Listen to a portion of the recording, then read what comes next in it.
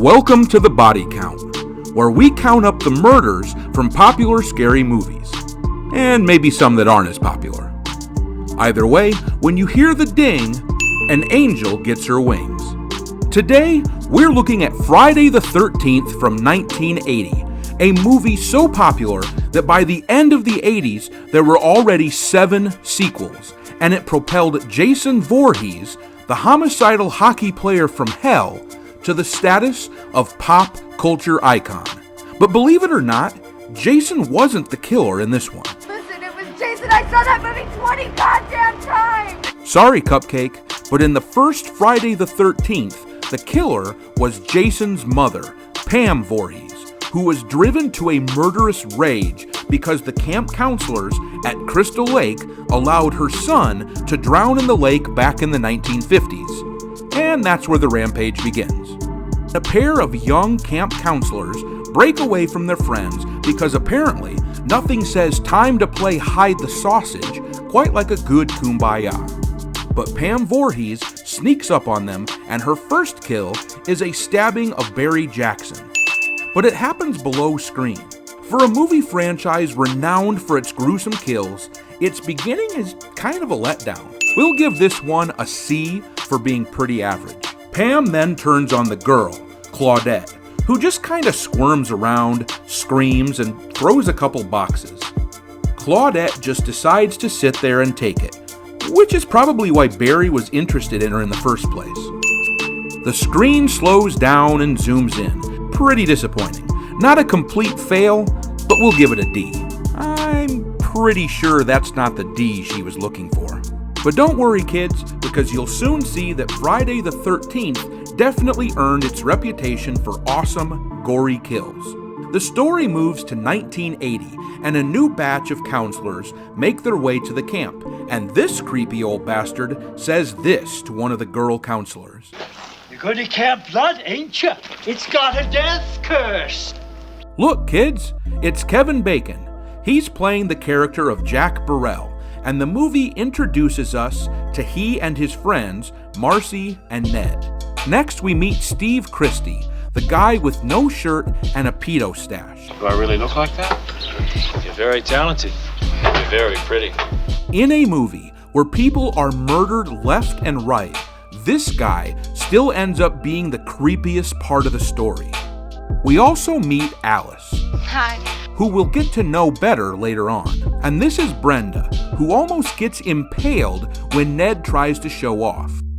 Meanwhile, Annie is still on her way to the camp, and she hitches a ride with Pam Voorhees, which ought to be a lesson for everyone. Don't hitchhike. Hey, wasn't that the road up for Camp Crystal Lake back there? I think we better stop. Pam tromps down on the gas pedal, which scares the heck out of Annie, so she jumps out of the car and hurts her leg. It's a pretty intense chase scene with a cool throat-slicing effect. I'll give this one a solid B.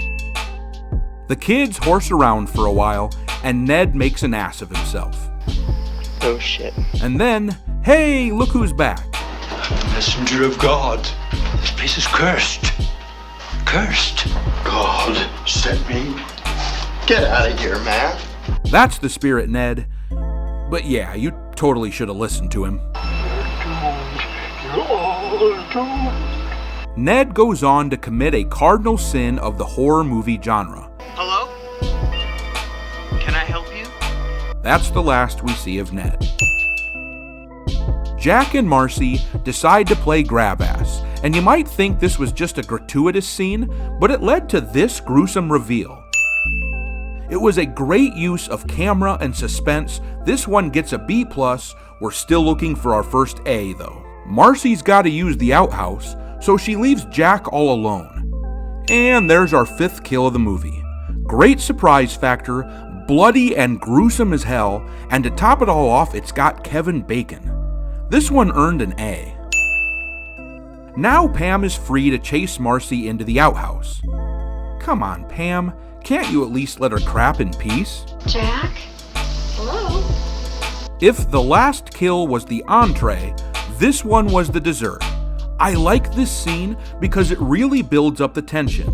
That shadow on the wall was brilliant.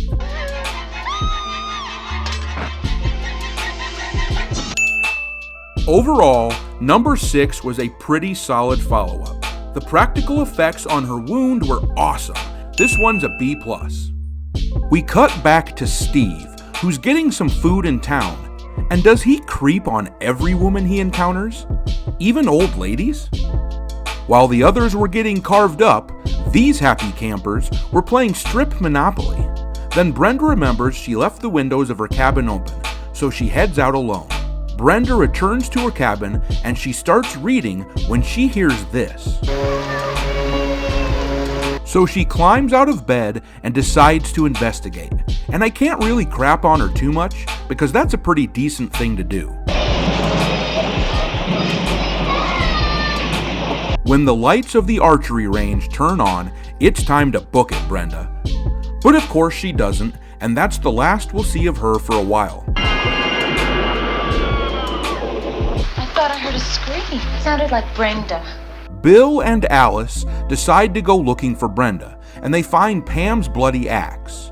Now, it almost goes without saying, but the smart thing to do is to grab the axe for yourself. But they don't. They try to call the police, but the phones are as dead as most of the people in this movie soon will be. Not even their truck works. Steve is also having car problems, but he eventually makes it back to camp, and he's greeted by Pam Voorhees. This is quite possibly the least tragic death in the movie. I'll grade it a pretty generous B-. The power is gone out, and Bill decides to go fix it on his own while Alice tries to sleep. Bill goes to work on the generator, and that's the last we see of him. We cut away when Alice wakes up and says, "Bill!" Alice goes out looking for him, and she finds Bill's red poncho. And moments later, she finds what's left of Bill. Yeah, that's an arrow in his eye and one in his crotch. It keeps me up at night wondering which one landed first. Too bad you can tell that's actually a rubber mannequin, but the reveal was pretty good. I grade this one a B.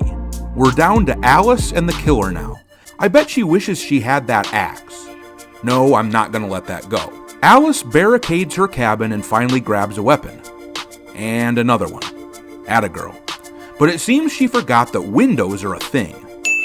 And that's what happened to poor Brenda.